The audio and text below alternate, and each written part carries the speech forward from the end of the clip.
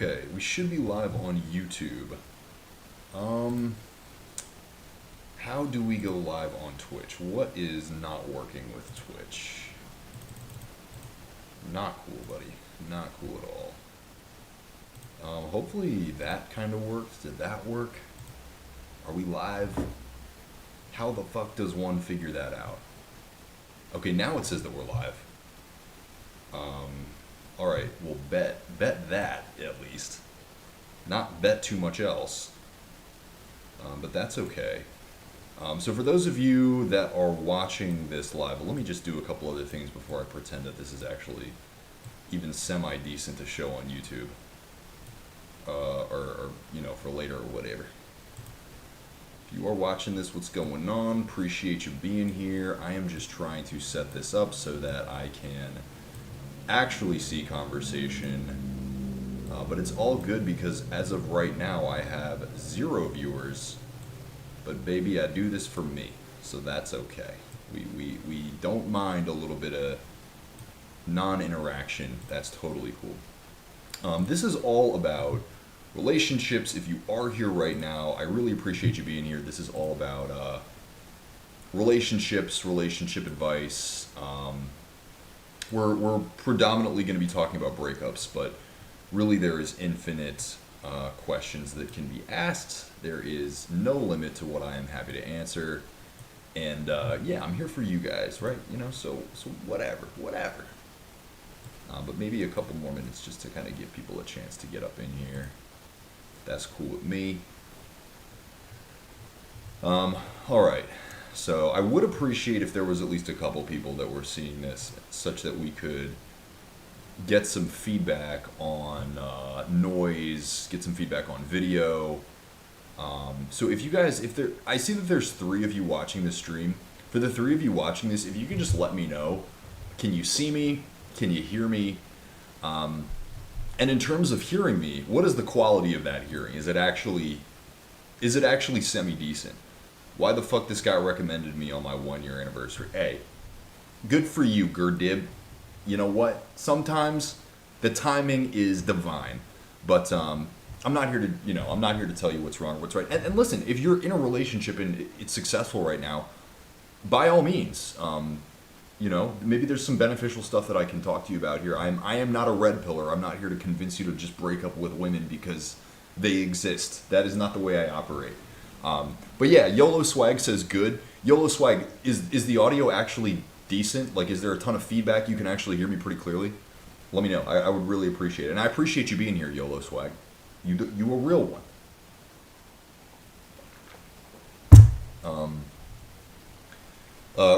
Rickon something says, you look great with short hair. Appreciate you, Reckon something, dog. I have no idea what your name is. But YOLO Swag says you can hear me loud and clear. Gerd Dib says also you're easily audible and visible. Swaggeroony, don't know why I crossed my fingers. Don't know what that means. But without further ado, let's jump in. So what's going on, everybody? I appreciate you being here. This is just a stream of consciousness stream that I'm doing regarding relationships and particularly breakups. I just posted a video on my YouTube channel talking about why I think that empathy and compassion and, you know, really being a woke libtard commie is the way to go in terms of masculine self-development. Now, I know that this is a triggering topic and a lot of people have various opinions on that idea. That is not what this stream is about. We're not here to debate whether being a conservative is cooler than being a liberal, whether being a right-winger is better than being a left-winger. Frankly, that's entirely irrelevant to this conversation. I received a comment on that video talking about breakups. Somebody said to me, they were like, you know, I've been going through this breakup for the last 6 months. I would assume they mean like they had the breakup 6 months ago, and they've been wrestling with it for the past 6 months. And they were telling me, you know, they're like, I'm really struggling. I would really like some guidance going through this process. And I figured that I would talk about it for, number one, because I'm a little bit bored right now. I'm a little bit stuck in my business. There's other things that other people have to get done before I can actually take any really relevant action. So I'm sitting here kind of twiddling my thumbs. and I hate procrastinating. Like I'm kind of in that place where it's like I know that if I'm not doing something, I'm not actually making progress, and so I feel stuck. And I'm like, the one thing that I really have always felt like brings me flow is having these kinds of conversations, whether it's a one-on-one coaching conversation, whether it's just kind of ranting to the camera on YouTube. This is what feels the best for me, and so I'm happy to share my thoughts and my experiences. And the caveat and the disclaimer that I want to start with is that is all this is. This is just my experience. This is just what I've been through. I can't offer you any advice in terms of what's the right thing to do or not, because there is no right thing to do. Everything that you do is the right thing to do, because you are always gaining experience. You are always gaining personal feedback, data that you can use to optimize. So take this with a grain of salt. This is just some random nerd on the internet giving you their feedback about what's worked in life in the past. So the first thought that comes to my mind in regards to this entire conversation is that breakups are simultaneously one of the hardest things that you will go through as a human being emotionally, as well as being one of the best things that you can go through as a human being. I'm going to bring the mic a little bit closer to myself. I went through a breakup about 8 years ago when I was 21. And it was in a relationship that I'd been in for about 7 years on and off. I'd been with somebody since I was about 16 years old.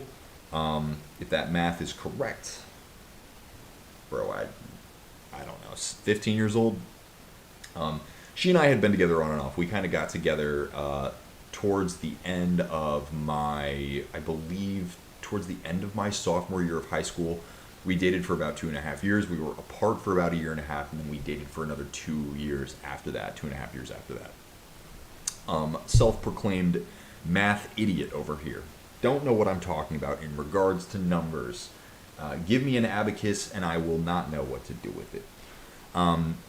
But that breakup was life-changing for me. I had been in another serious relationship before that, but that was really the experience that changed everything for me in terms of my character. And the reason was I was the one that initiated the breakup. I thought a lot of things. I thought that she wasn't very confident. I think her lack of confidence kind of was uncomfortable for me. And I was also not... It's not that I wasn't attracted to her, it's that I didn't value her physical appearance over a lot of other people, right? So I was comparing her constantly. And I think that these two factors led me to search for fulfillment, other places. Now, it wasn't until I initiated the breakup, it was very difficult, but it ended up being kind of mutual at first, right? She was like, I'm disappointed that you did this, but I also realized that you need to learn how to love. That's the thing that she said to me. She was like, I need to learn how to be more confident, and you need to learn how to love. And so at first we went our separate ways mutually, but after a while I went through this experience. What's going on, Adam? Adam, this video is literally for you, my friend. I went through this experience of going out and experimenting, in terms of relationships. And the bottom line of what happened was that I ended up sort of hooking up with this person who was my physical ideal, who did have that confidence. And this is one of the topics that I'm going to talk about, actually probably quite a lot today, is the idea of intention and making absolutely fucking sure that your intentions are aligned, right? And so I had this idea that, my girlfriend just is not the ideal for me. She's not the physical ideal for me. Emotionally, spiritually, she just doesn't have the grit and the confidence that I want to see in a partner. I'm gonna cut this thing off that I've really been working hard to try to make work for many, many years. So we go our separate ways, and I end up probably about 3-4 months later, I end up meeting this other woman and starting to kind of like date or hook up with her, right? And like I said, she was my ideal physical person. She had the exact body type that I liked. She had that kind of confidence radiating off of her. But over time, I sort of started to realize that her values did not align with mine, right? That she didn't have the same degree of care about the issues that were going on in the world. Her goals were not aligned in terms of service the way that my goals were. Kind of a simple, like, watches Love Island, likes to gossip kind of person. Wasn't too much else there. And I'm not saying there's anything wrong with that. That just didn't work for me. But it became a point of, like, serious contention when I sort of started going my own way and I started backing away from her.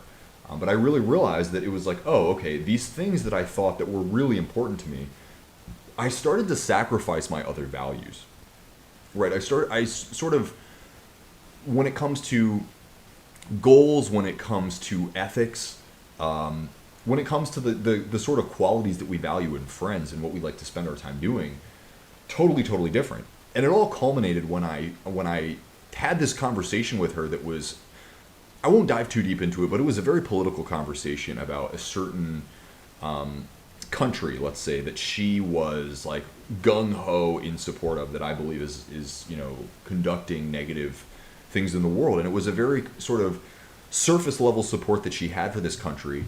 And it made me realize, this person, their ethics just don't align with mine, right? This person doesn't really seem to care too very much about doing the right thing in the world. And it got in the way of every conversation, right? Like her humor became something that I found just too mindless, right? The things that she wanted to talk about, the things that she presumed to find important, predominantly being reality TV, were just not, it didn't resonate with me at all. And it felt like I was trapped in a way, right?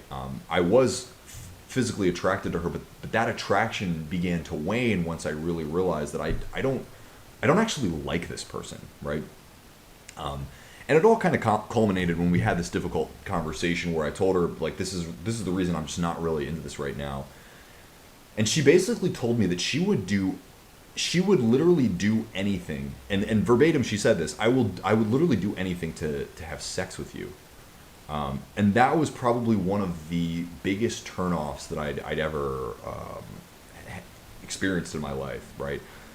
And then, so I kind of cut that hookup off, and I started having these thoughts, these experiences of, yearning for my ex, really. Like, yearning for this person who I did share values with. I did share a sense of humor with, but the familiarity had become so familiar that I really started to take her for granted, and that's what I realized.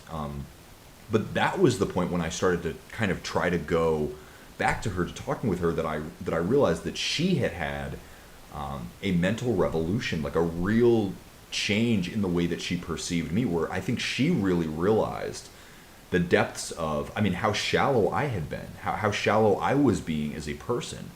And at that point, she wanted nothing to do with me, and that was jarring. That was a person who, at 21 years old, I had spent a quarter of my life more being with, spending time with. And that was deeply jarring to me, to have somebody who I cared about, to have somebody whose thoughts, whose values I really valued, right? I looked up to her in many ways, especially in terms of ethics and service. She was a very service-minded person. I don't know, we're totally out of contact now. It's been many years, but that was deeply jarring for me. That was one of those things that really made reality sort of come back into clarity, where I realized, like, oh shit, I spent my time prioritizing these very surface level values, these very surface level qualities that I claimed to value in a person. But the second that I got the second that I got every single thing that I asked for, I really realized that I wasn't asking for the right things. I made the exact same mistake right after that, I believe. The next kind of quote unquote girlfriend that I had after that was somebody that I came into a relationship after, I think, a year or 2 years afterwards. Is that correct? 2018 to 2020. Yeah. So I spent a good amount of time single. I don't think I hooked up with anybody after that, that individual that I had just spent time hooking up with. I stayed single for a while. I went through a lot of really deep self-development, but it sort of came to the point where once again I found myself looking for a relationship, but really prioritizing lust. I learned I was deeply into spiritual practice at this point, and really from a perspective of objectivity, right? Of like the whole like manifestation, new thought, ideas of like you can kind of leverage the mechanics of the universe to create whatever it is that you want. A lot of insane things happened to me in this period of time, but one of the things that happened was I went through this training by the illustrious Bob Proctor, right? Many many takes on whether Bob Proctor is, a legitimate teacher, or he's just, he spent his life kind of making the bag off of people that were, in a desperate position. But he taught this method of kind of manifesting your dream partner that, by God, it worked like magic, and it has continued to work like magic for me. But we'll talk about what actually matters in terms of setting intentions. But the exact same thing happened, right? I set the intention of a very specific physical outcome in a very specific way of conducting oneself that I wanted to see in a woman that was predominantly like lustful, was very like using sex as a manipulation. And I wouldn't have described it at that time, but that's what it was, right? I wanted somebody who presented themselves in a very sexual way, both in terms of the way that they dressed, but also the way that emotionally and energetically they presented themselves. And lo and behold, it happened. I met somebody in a sort of miraculous way. She and I started dating, and it was a nightmare. It was a story in absolute desperation that I was sacrificing all of my values to be in a relationship with somebody that I just thought was attractive, and I had to do whatever it took to be with this person. Now, I will put plenty of responsibility on her, right? She was, to a degree, manipulative. She used love, she used intimacy sort of as a carrot, like dangle the carrot in front of you to get what I want out of it. But the reality is that the responsibility, the onus is always on oneself, and I should have seen it from the start. I should have seen that. I would say that for the most part, it's not her fault, right? She was a survivor of serious trauma. I mean, serious trauma. And we can talk about, as this video goes on, was that predominantly brought on by her, but going back to, to her childhood, where she was at. I mean, her mother abandoned her when she was a baby. She grew up in a household until she was 13 with a very abusive father. We'll just leave it at that. And only then, once she moved on to live with her grandparents, did she find some degree of stability. But her grandmother passed away, very soon after she moved in, and she was raised by, a grandfather. And for what I understand, he was a loving and caring man, but he was still he was the father of her father, who had been very abusive to her, and so he didn't really have the skills of nurturing emotionally that somebody really would have needed to overcome this trauma. And so, needless to say, she relived a lot of these experiences in her relationships, right? Kind of having to use manipulation, kind of always being on the edge of her seat. And I should have acknowledged that maybe what she needed first was a friend, but what I wanted was a girl, right? And so I wasn't able to put aside my desire to show up for her in a way that she really needed to, and thus the relationship dynamic was one of me constantly chasing her and her constantly like pushing and pulling me, right? And I just didn't have the skills to really navigate that. So what ended up happening for me over time, right? I want to circle back to the relationship that I had been in with that young woman from the time that I was 14 to the time that I was 21, and really talk about the breakup. So like I said, originally the breakup was my choice, but it ended up becoming mutual. But then it ended up becoming her that wanted to maintain the breakup, and me that wanted to get back with her. After I realized that, this is actually somebody that I really wanted to be with. That was one of the most humbling and ultimately one of the most empowering experiences that I have lived through.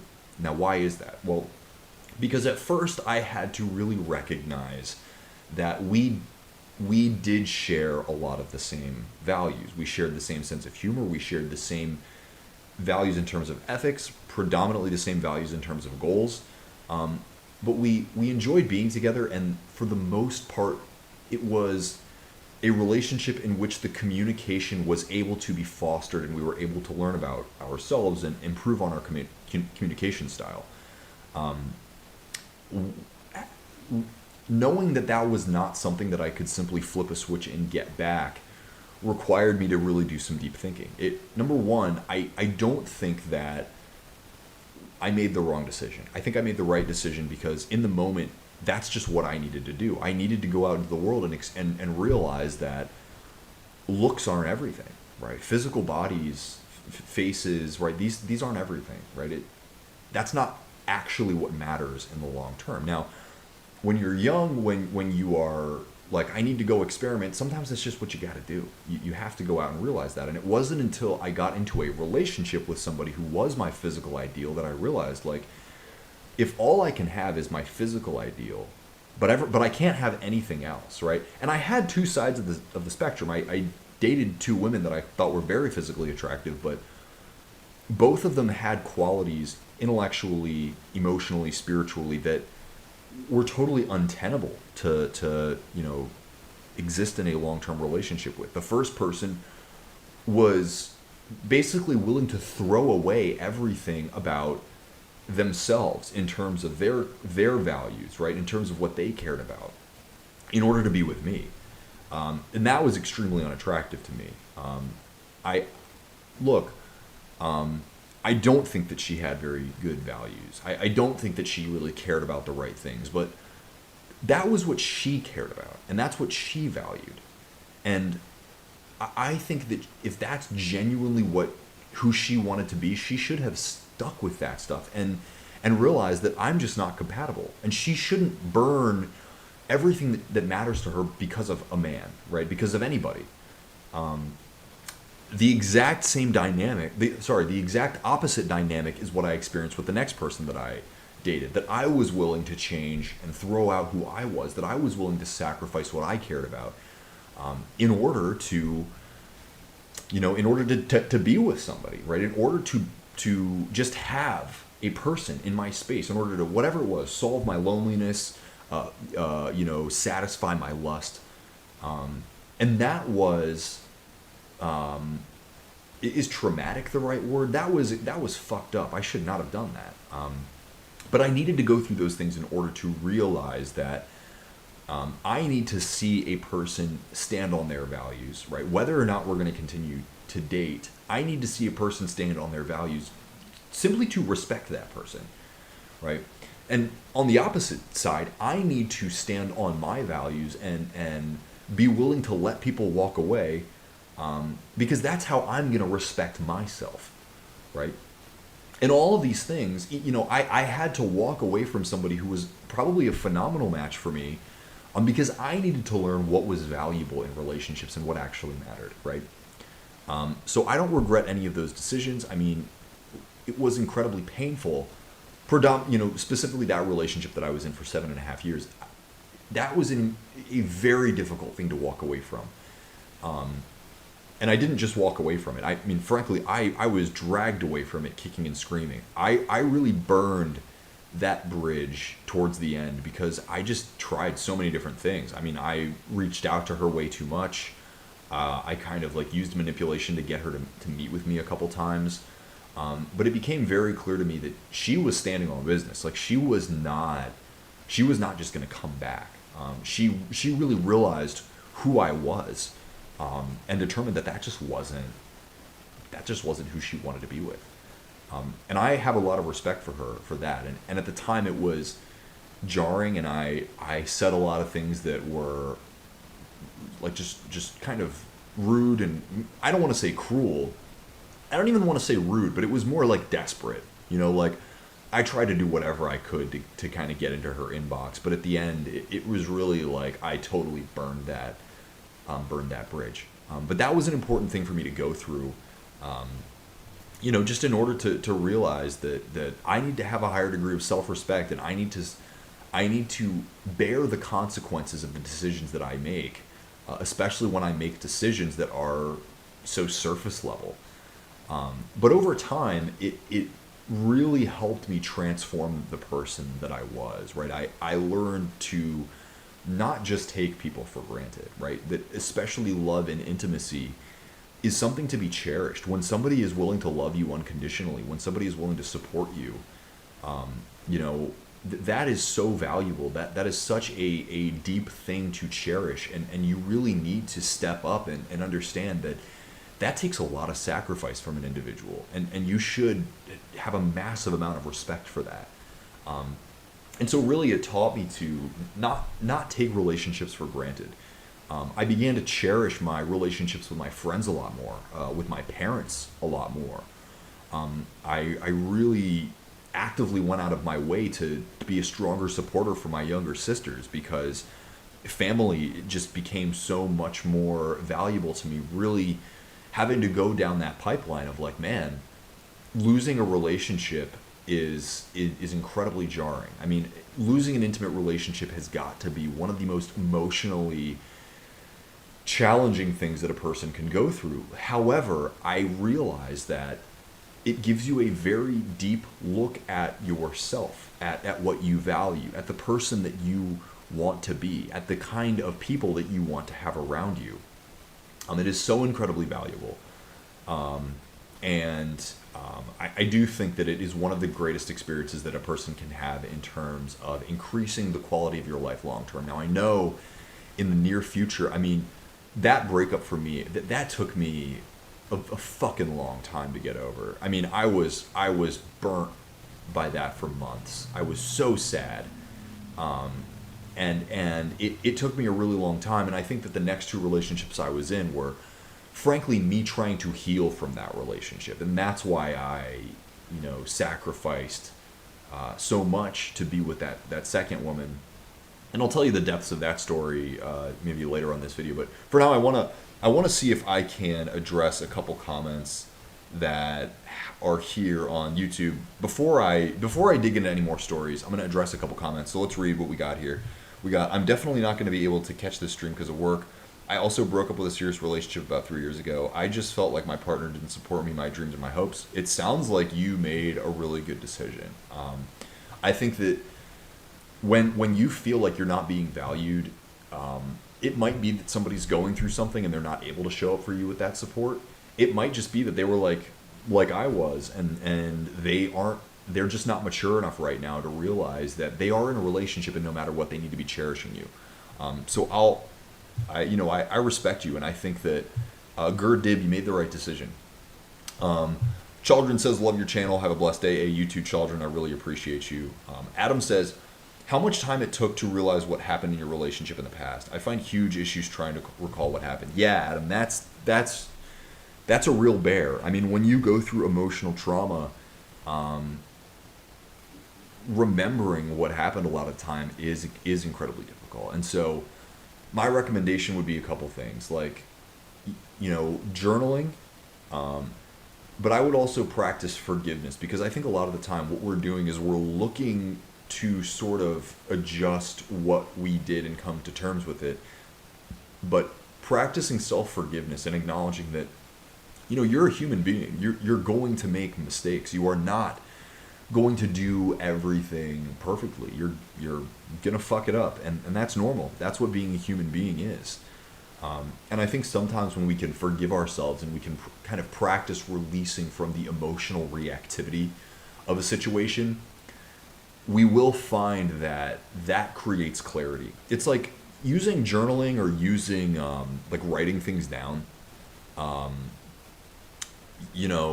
This is a way that I imagine like your brain is a supercomputer. Your brain is a supercomputer. However, you still have a limited amount of memory space, right? Just like the memory sticks in your PC, you have a limited amount of memory space. And for most of us, we're experiencing these thoughts and feelings predominantly unconsciously. However, when we actually give ourselves space to respect those thoughts and feelings, it's like we're allowing ourselves the freedom to let go of them, right? We're putting them in a concrete space, whether that's on a notepad. I really think that the more advanced way is to kind of do what I'm doing and record it. That's why I've been so active on YouTube recently, is because for me, with my ADHD, it's so much easier to process information in the moment and talk through it like this. Like my mind thinks faster than I can write, right? And so that's just a way that I recommend doing it. I'm working with a guy right now, one of my clients, he's got ADHD, and I recommend to him, record it. Record the things that you're talking about, or that are going on in your mind, because all of this is just a method of respecting those thoughts, respecting yourself. And when you do that, you're essentially giving your cognition permission to let go of these things, and you free your mind up for new experiences, new thoughts, and new feelings. So I want to read your comment again and just make sure I'm kind of addressing this correctly. So recalling what happened. I mean, that's what I would say to you, Adam, is the first thing that I would recommend that you do is start to really map this stuff out, because you will find that it frees you quite a bit. Next question. Your real dad 69 says, Zach, I just watched your 10 plus years weed video, but jumped here real quick. Not to cut in, but I'm 30 and at a point where I'm trying to find myself, but I do smoke every day and I have been for a while. Sometimes I feel like it holds me back after other times I think the opposite. So I'm not going to dive too much into weed stuff in this video. I am going to make a video tomorrow talking about weed. Actually, today is 90 days since I began my real commitment of not smoking weed every single day. It's been a game changer, I will say, and I'm actually really pumped to make this video, because I told myself that I was going to make videos at the 1 week mark, at the 1 month mark, at the 90-day mark, at the 6 month, and the 1 year mark. And so today is 3 months, without smoking cannabis, and it's nuts. It's nuts. I highly recommend you fucking give it your all to try to overcome addiction, whatever addiction it is, because it's a game changer. But we're not going to talk about that in this video, so stick around. We're going to do it in another video. Rebecca says, I have just broke up with my partner of 16 years and I'm devastated, so it's so weird that you would post this on the exact day. Yo, Rebecca, damn, 16 years. I mean, that's more than half of my life. I wish you the best. I wish you the best. Like I said, in my life at this point, I have had people close to me die from old age. I have had people close to me be eliminated in drunk driving accidents. I've had people close to me be eliminated with gun violence. Nothing has been as jarring to me as like a breakup, like breaking up with an intimate partner. I mean, that is just so challenging, and 16 years is a really long time, and I know you must be like, looking for your identity. You must be looking for purpose, and I resonate with that so much, and I sympathize with you. And if there's anything that I can offer in terms of thoughts, I will do it, because that's so challenging. And I feel for you, I really do. And you know what? I'm proud of you for showing up and being willing to admit that. It's going to be a long journey, but I really hope that it's one that is transformational and helps you find purpose and a new sense of, identity. Because I genuinely do believe that this is one of the best things that a person can have happen to them if they can come out on the other side empowered. And that's really what I'm hoping I can do with this video, with what little advice I can offer. That's what I'm hoping I can do. YOLO Swag says, I know this is a bit off topic and I don't want to interrupt you because you're doing great, but someday I would love to have a very friendly conversation about those hard left values and what eventually led me to being more independent. Yeah, YOLO Swag, I'm more than happy to do it. I'm openly kind of a radical leftist. I mean, I come from a relatively left-leaning family. I swung really far to the left between the ages of 21 and like 25. I'm swinging a little bit closer to the center, but I am still what most people would call a quote-unquote radical leftist. But I do political debates all day, and I do believe that human-to-human conversation where we listen to each other and we value what each other believe, that's more important than anything. So I'd be more than happy to have that conversation. Kent Core says, sudden and radical change is an opportunity to reevaluate goals and rebuild connection with oneself. You need to take time to build a new normal state, but normal is what you make it. Most deaf, Kent Core. Great comment. Yeah, I do think that normalcy is all in perception, and I think that all of these things come down to self-empowerment, right? Doing what you need to do to value yourself, right? To do the deep work of really investigating your goals, the things that matter to you.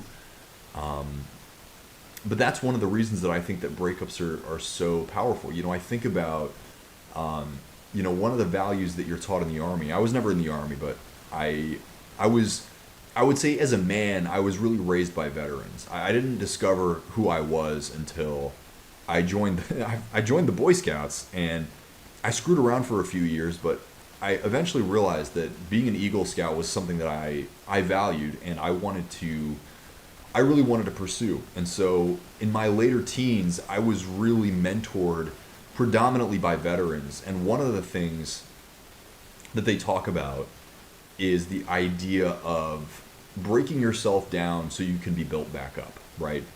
They always talk about how in boot camp or in buds or whatever these intensive trainings that you go through, the intention is really to crush your psyche and rebuild a brand new psyche. Now they're doing it to transform you into a killing machine, but I think that breakups are one of those experiences that break us down to our raw emotional core and really force us to do a lot of deep identity-based questioning and challenging our values and challenging what matters the most to us. And this is why I think that breakup that I went through, where I decided that I wanted to find a more attractive partner, that going through that experience really made me realize that deep connection, deep intimacy is something to be cherished. And I needed to do a lot of deep work on myself to ask myself, what was it that I was valuing on a regular basis? Or why was I so swayed by these more, primitive human emotions and these more primitive human impulses? Just being sexually compatible is not everything. It's in fact, it's not even most things. It's such a small fragment of what makes relationships work. I think in 2025, a lot of relationship gurus talk about sexual compatibility and how it's so important, and it is. I think intimacy, but really natural, like true passion, not even passion, real like love-based intimacy is deeply important, because that's a space where people are vulnerable with each other, right? That's a space where people are giving each other this like really deep fulfillment that a human being requires, right? It's a space that we can be our authentic selves and receive authentically what our instincts ask us to receive. But there is so much more, right? A human needs to be emotionally fulfilled. A human needs to be intellectually fulfilled. Being physically fulfilled is a very small sliver of a relationship. And I'm not saying that it's nothing, but I'm also not saying that wasn't possible for me in my relationship. My girlfriend at the time, she did a lot to try to satisfy me, sexually. And I think it was predominantly myself that was overthinking what it is that I thought that I wanted, overvaluing or creating a huge amount of expectation on what I deserved. Predominantly, I think because of media, right? I think because of what media delivered me in terms of what was possible. I was constantly in a state of comparison, and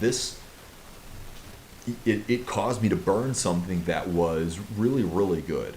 And again, I don't really regret anything in life, because I think everything happens as information to give you feedback about yourself. But I do think that you can make decisions that were not really the best decision. Sorry, quick hydration break. So Adam says 16 years is really huge. Your real dad says, Rebecca, know that you're loved and you deserve, you're deserving of something better. You guys are really kind. I appreciate that. Adam says, I definitely agree with Zach by the way, on the ideology of getting over a breakup is the hardest thing. I knew myself for a long time as someone, and I never thought I'd be down and this weak. But it's important for you to be down and feel that weak, right? There's a lot that you can discover about yourself and what you really feel like you need. And again, this is where I think that compassion for oneself. Oh, sorry guys. This is where I don't know if I fucked that up. This is where compassion for oneself is really important. Because I do think that you need to forgive yourself for the perception that you're weak. You're not weak, right? You simply are. You're experiencing a challenge, and that's okay. That's okay. It's not something that is evident that you are not masculine.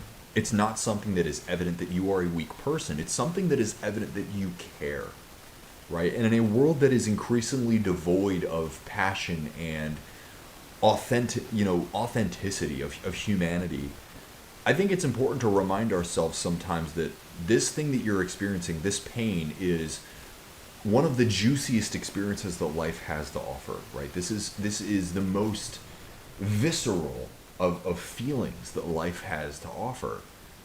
And it's important to go through it, to remind yourself that here you are, right? A human being, a loving, caring, genuine human being. And it's beautiful. And it's only, I know that it's only until you really have some degree of control over that pain that it really is something that you can reflect on as being beautiful. But, be willing to do that. Be willing to experience that. Because you will overcome it. You will find peace. I had an experience, and I think that mindset plays a lot into this. Like, I think that sometimes it's about setting really strong,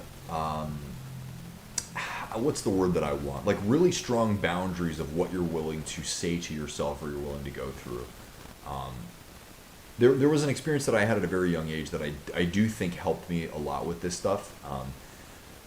Essentially, I was listening to some radio show in the Baltimore area. There was like this woman, and she had like a late night, like slow jams kind of radio show, and once in a while she would have this segment. It was not once in a while, I think it was pretty much every night, that she had a segment where she had people call in and they could suggest a song and dedicate it to somebody. And one of the callers was a guy who was like, I had this breakup with this woman when I was 20 years old. And he was like, man, he was like 45, maybe 50. And he was like, I broke up with this girl when I was 20, and I've regretted it ever since. And I can't stop thinking about her, and I can't ever let her go. And I want you to dedicate a song to her.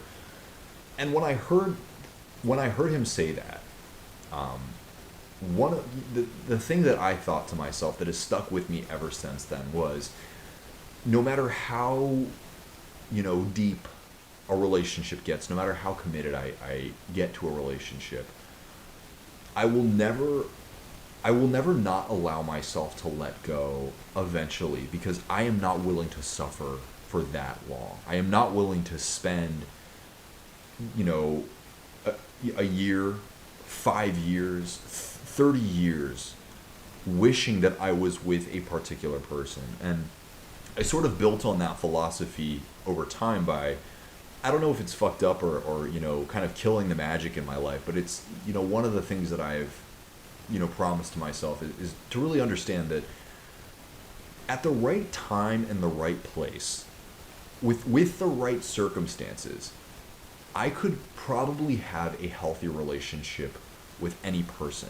And it is more about circumstance that is what actually brings people together. I can't say that for me it's too much about fate or it's too much about the magic. Now, that being said, I think that, like, right now, my girlfriend is really the best thing that's ever happened to me.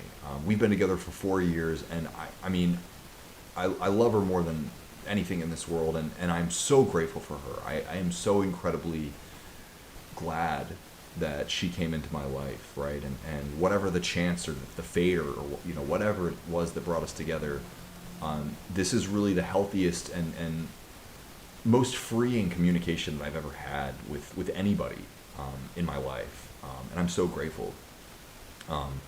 And with that, I want to remind those of you that are in a circumstance right now that it might feel impossible right now to imagine your future without the person that you are that you've broken up with or that you've lost. But you will heal, right? And if you can give yourself permission to grow, if you can give yourself permission to do the shadow work, the real deep work that is required to overcome the pain, to find your balance again. You will find somebody else someday, right? And you will find the perfect person when you find yourself in a place where you are perfectly balanced. Because when you are perfectly balanced, there will come a time when you can genuinely say to yourself, you know what, I am ready for something new, and you can have that something new, and it is waiting for you. But right now, what you're going through is very important, right? You are going through something that is very important in terms of a character development of who you are, discovering what really matters to you. So don't be afraid to go through it, right? But be willing to go through it. I'm going to talk to you guys a little bit about the letting go process in this video as well. So let me just read a couple more comments, and then I'll talk to you about a process that I think is one of the most effective for doing shadow work. We've been rolling for about 45 minutes, so I don't want to go too terribly long. I don't know if you guys really like these long videos. If you don't like these videos, let me know in the comments. And if you're watching this later on at home, because this is going to be up on YouTube, but if you're watching this later on at home, let me know in the comments if you like the longer videos. I like just going, man. It's fun. Rebecca says, thanks, guys. I found out he was cheating and I'm heartbroken, but I deserve better. Hopefully there's a better chapter around the corner. It's not hope, Rebecca. I have faith. I have faith that there is a better chapter, right? Yeah, what's the word? Infidelity? Is that the right word? It's tough. It's tough, right? To be betrayed like that is very deeply jarring. And I totally get it, that it is heartbreaking to feel like you gave so much to somebody and they threw it away. And hopefully for them, this is a deep experience and reflection because they threw something away for lust, which is, it happens, and yet it is no less jarring for the person who is betrayed. And hopefully this is an experience that they can go through to acknowledge that, man, that just isn't, it's never worth it. It's never worth it to cheat on somebody, right? And if you feel like you have to cheat on somebody, the reason is because you're not confident enough to say that, you know what, this relationship isn't working out for me. You really think that you can have the best of both worlds, and that's just not the way that life works, right? And so sometimes you have to make that hard decision of if this relationship really isn't for me, it's not fair to the person that I'm in a relationship with to betray them like that. So I'm sorry, Rebecca. I'm really sorry. But there is something better around the corner, and you know what, you're going to have to go through this really, what many call the dark night of the soul. And I feel for you. This is going to be one of the most challenging points in your life. But you are going to look back on this, and whether you can articulate it or not, you are going to look back on this as something that was really beneficial, like truly transformative in all the best ways. Adam says, grieving for 6 months feels so long for me, though. I don't know. I just feel like it's sticking longer than 6 months. Kind of scared that I stay on pause for long and I miss out on a lot of opportunities. There's that, too. I don't want to let go of the feeling of you don't want to let go of the person. Even though I feel like I can have a healthy relationship with anybody, yet it feels heavy to have new memories with somebody else. Exactly. Yeah, man, that's fucking hard, to have built so much with somebody, to have created so much relation and a real deep sense of connection with somebody that you really cherish and you really feel safe with. Having to rebuild that is, it's painful. It really is. But that's why the first thing to do is to be comfortable being on your own first, to practice healing alone, to be safe and happy and fulfilled alone. And then, when you're ready, the world will be waiting for you. The world will be waiting for you. So don't fear that, right? And take as long as you need. There's no rush, right? There's no need to rush this out. But one of the things to kind of start to remind yourself is that you want to be good on your own, right? And I know it's hard to let go of somebody, but one of the other things that I will say is that I made a video once on YouTube that I called "Don't Manifest Your Ex Back Until You Do This." It was one of those clickbait titles. But it was about letting go and the idea that no matter what, whether you end up with your ex again, whether you go on your own again, I think most people, they want to hear that it's possible to be back with your ex. And one of the things that I would tell people is that, like, it does, either way, the first thing that you want to do is really to let go. And the reason that you practice letting go is because it creates safety for your soul no matter what happens, right? It's giving yourself permission to be happy and to be at peace in life no matter what the circumstance is, right? And that is the first step no matter what happens, right? That really is the first step to no matter what the outcome ends up being. And it's because you give yourself permission to be at peace, right? You give your soul permission to be calm, to be clear, to be balanced, because that's so important. It is so important that you are fulfilled in life just as you are right now. You shouldn't need some kind of permission to be happy, to be peaceful. And I wish I could offer more, like, why. But I think fundamentally you know why, right? You know that feeling of yearning, right? You know the trauma of having to be reminded that this is over, that that what once was is now gone, right?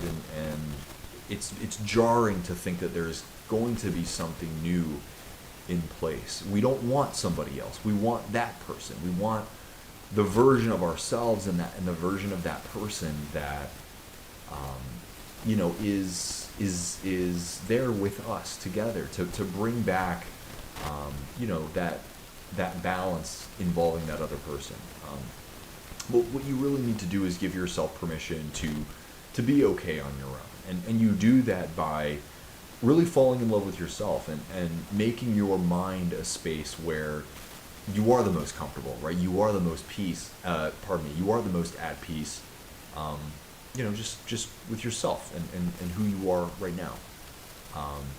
So I know it's jarring. I know it's challenging. I know it's deeply heartbreaking. And like I said, there's just nothing that I've experienced in my life at this point that has, been more painful than having to know that the person that I thought was the love of my life is still alive. They might even be a block away from me, 2 blocks away from me, but it's just not. It's not going to be that way anymore. It's tough, and I'm here for you, and I'm so sorry.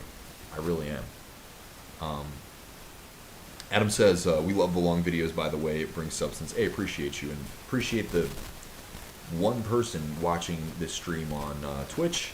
It says 2 viewers, so I know at least one person's watching. It's not me. But yeah, you guys, I don't know. I don't really know what else to say here. Oh yeah, so I want to leave you guys with the letting go process, because I do think that letting go is... So, let me back up. There's a process that I learned from a psychologist by the name of Dr. David Hawkins, and he's written a fair few books that I think are really impactful. One called Power versus Force, and then one called Letting Go. And the process that he talks about in this book, Letting Go, I have found to be one of the most emotionally liberating processes I've ever gone through. And I've dedicated a lot of my life to learning about self-discipline and practicing self-discipline. Only recently has it become something that's actually come to fruition in terms of substances. Like I said, that video on my 3-month mark, trying to quit weed is going to come out tomorrow, or soon enough. So, Adam, I'll address a couple more questions in the comments, but first I want to talk about this process of letting go. So what is letting go?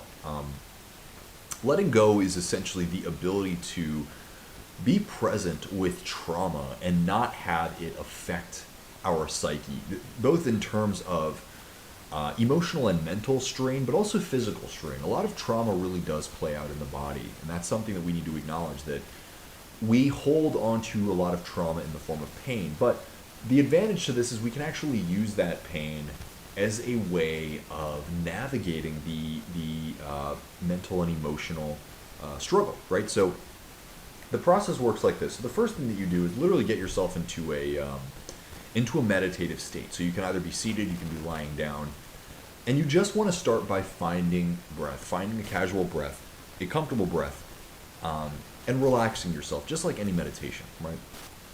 Now, once you do this, you're going to start to tap into the tension within your own body, right? So whether it's neck pain, whether it's low back pain, you start to tap into this tension within your own body. And all you do is just be present with it. Just notice it, feel it, but try not to grasp onto it, right? You use breath to regulate your, to regulate your internal state, and just start to place your awareness on the tension without, sorry, I keep getting like little dust particles in my eye. I try not to like rub my eyes, but you just start to notice the tension, right? And you start to be present with it. Then what you do, as you're being present with this and you're practicing using your breath to remain present but not grip onto it, right? You start to associate this tension with situations that led you to experience trauma, right? So the easiest way I can think of doing this is to go back to something that happened in the more immediate past, something that happened maybe a week ago, a couple weeks ago, where you experienced frustration, maybe deep despair. Maybe it was a high degree of anxiety, right? If you're going through a breakup right now, for example, like Adam, who is 6 months off of this breakup, and it's still very very painful. You're in the perfect spot because you're experiencing the challenge right now, right? It's not something you have to think about from 6 months ago. You can go back to the breakup itself, but you're experiencing this right now. Like, it hurts right this second in the place that you're sitting right now.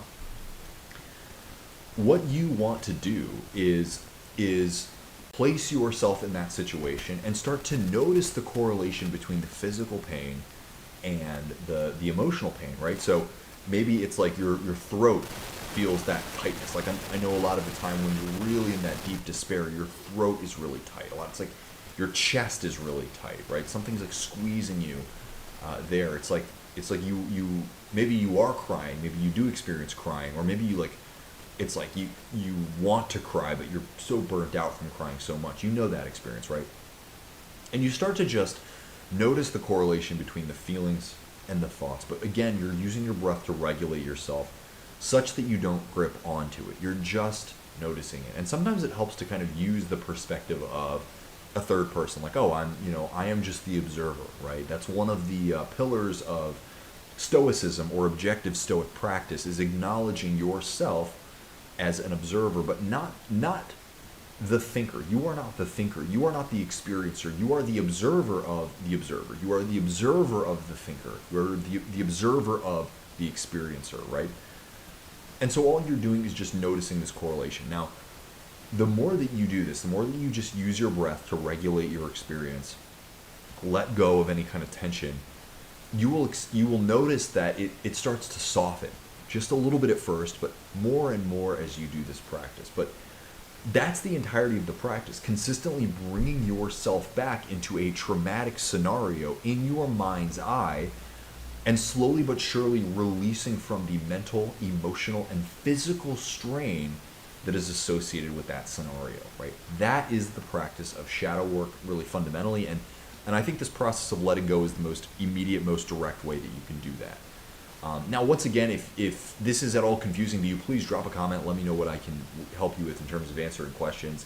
I probably have like fucking 1,000 videos on my YouTube channel talking about this idea of letting go and the specific practice of letting go. I highly recommend that you watch those. I'm probably bald in a few of those, so increase in entertainment value right there for you, ladies and gentlemen. But I have found that letting go is one of the most beneficial practices, at least objectively, that I've ever gone through in my life. So as of right now, that's what I've got for you. There is no easy fix, right? There is no magic bullet that is going to make this happen. All that I can say is that building the philosophy of acceptance, right, and building a practice of forgiving yourself for the way that you feel, right, accepting yourself for the way that you feel, trying to love yourself and really become your own best friend. As cheesy as it may sound, right, becoming your own greatest supporter and being somebody whose internal monologue is supportive of them, is forgiving of them, is transformational, and just acknowledging that, you know what, I want to come out of this and be in a place where I am at peace with who I am, you know, being at peace, being alone. That is really the thing that is so transformational, and eventually you will learn a whole lot about yourself that is incredibly valuable. If you know, long term you do want a life partner, and you know you do want to start dating again, you know, finding balance is the way that you get there, and eventually you'll look back and you will have learned a lot from this. Before I bounce, I want to answer a couple more videos. The big question for me, loving yourself. I never felt that there is self-love. I got a lot of confidence in what I do. I don't want harm for myself. I want to be better in every aspect. I don't know, maybe I'm weird, but I never felt that self-love. Like, I truly love myself like I love the partner or something. Hope I put my thought across well. I think so, Adam. I mean, if like self-love is not the way that you define it, that's fine. It's not. There's no right way to define this. The bottom line is that you want to be you want to get to a place where you have a consistent monologue of self-empowerment, and not one of self-criticism, not one of self-shame, because this is life. Like, you didn't do anything wrong, you know. Maybe you did do something wrong, but you know, being able to learn from it and being able to forgive yourself, that's really what's important. Defining it as love, like, I think the way that you're defining it is perfect. I mean, to me, that is the definition of somebody that is self-loving. And it sounds to me like you're doing the best job that you can do. And I think it's just, over time, it's just about tempering those feelings, acknowledging that what happened happened. And you are going to be okay. And there's nothing wrong with you know, suffering. There's nothing wrong with, you know, being in deep despair, because that means that it was real, right? And that means that you are a person who is, you know, genuinely loving, and you know, you have so much to offer, right? And you went through an experience that is perfectly natural, that all humans need to go through in order to cultivate the best state of who they are, that they need to go through in order to ultimately cultivate the best relationship possible, to be the best that you can be in your future relationships. But I think for now I'm going to leave it at that, you guys. I'm here for you. You know, like I said, drop a comment. Feel free to send me an email. My email is going to be below this video. It's below all of my videos. You're welcome to send me an email.